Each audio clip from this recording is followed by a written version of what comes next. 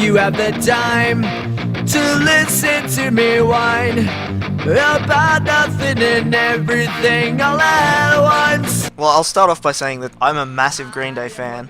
So I actually remember the first cassette tape I ever bought was Insomniac. It was I think it was 1995. My nan gave me $20 for my birthday, and I went down to I think it was Redback Music in Wollongong, or whatever the shop was there before that, and bought the Green Day Insomniac on cassette and played it in my dad's car on the way home. And I've been listening to them ever since. So this might be a slightly one-sided review, but yeah. So I'm a massive Green Day fan. But yeah, Green Day finally got their rock band debut, the video game debut, and it's definitely a game that's you know, in the same vein as all the other rock bands, single band rock band games. It's not as stylish, I don't think, as the Beatles, but I mean, you know, the Beatles had the whole, you know, LSD thing going for them, so it was always going to be a little bit more, you know, trippy and a little bit more visual. But the visual style definitely fits the Green Day sort of the style of the songs and the style of the feel of the game, and it's just a lot of fun to play. The song list is also quite decent, with 47 songs that go from, you know, Insomniac and Dookie to their newest album, which I can't remember the name of, 21st Century Breakdown. There you go, bang. Yeah, but it does sort of tend to lead towards the latest stuff, I think, probably because, you know, all the young'uns will immediately recognise, you know, tracks like Horseshoes and Hand Grenades and stuff like that, and not be so familiar with When I Come Around or Brain Stew. But it's overall, it does have a fairly decent you know, track list to listen to and a fun track to play, but it is sort of centered mainly around the newer stuff, which is a little bit disappointing because there's a lot of great songs from you know, Nimrod and all the other, the sort of Kerplunk and everything. I don't think there's a single track on there from Kerplunk, which was really, really, really disappointing.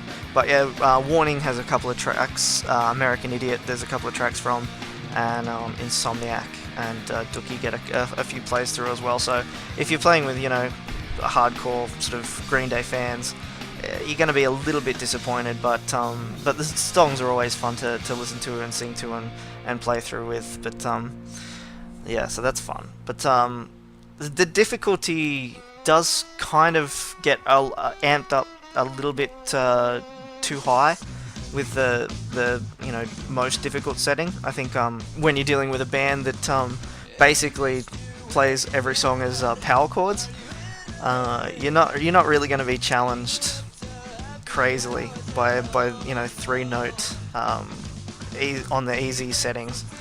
But you know, once you get onto the really difficult hard modes, it's really sort of satisfying to pull off some of these 3-chord wonders, and so that was nice. And it's also kind of fun to really challenge yourself and get the vocals working as well, because Billie Joe has some fairly, you know, sorted vocal talents. But yeah, overall it's sort of as on a difficulty level, it's not the hardest game to play. I think Beatles Rock Band was probably harder. This is a little bit more sort of toned down and a little bit more fun. So yeah, that's sort of, you know, my view of the difficulty. A couple of problems that I've really noticed were sort of the censoring of the songs. There's no option to turn off censoring. They're all automatically censored from the get-go, and there's no option to have any other sort of, you know, any other way to play it, which is a little disappointing for anyone who actually listens to Green Day.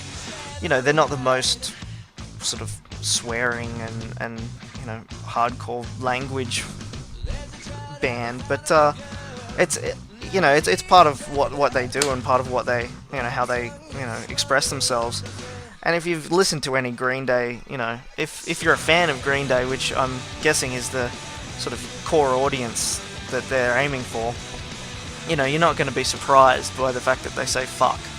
And you know, that a few of their songs, especially in the later albums, have a few more sort of heavily political stuff, and they tend to sort of, you know, express themselves in a fairly vulgar manner. But you know, it's like I said, they're not the worst, and it was a really disappointing, you know, sort of thing to turn it on and, you know, turn on Warning or something like that, and have, you know, the first sort of big swear is just kind of just chopped out and not there, and that was, you know, I was very disappointed by that. I mean, I'm not gonna, you know, stop playing or anything, but it did sort of put a dampener on the whole proceedings. So that was the only real problem I had with the game, is the fact that there's no option to turn off swearing. Even Brutal Legend had the, you know, the sort of friendlier version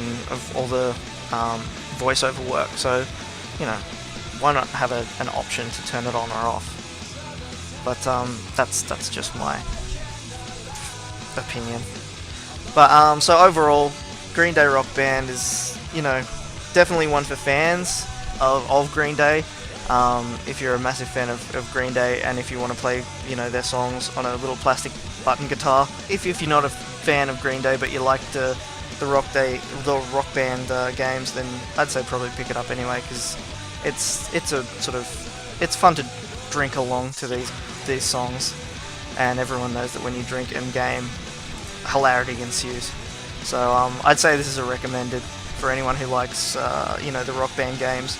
You're not going to miss anything from any of the other games. So yeah, definitely check it out.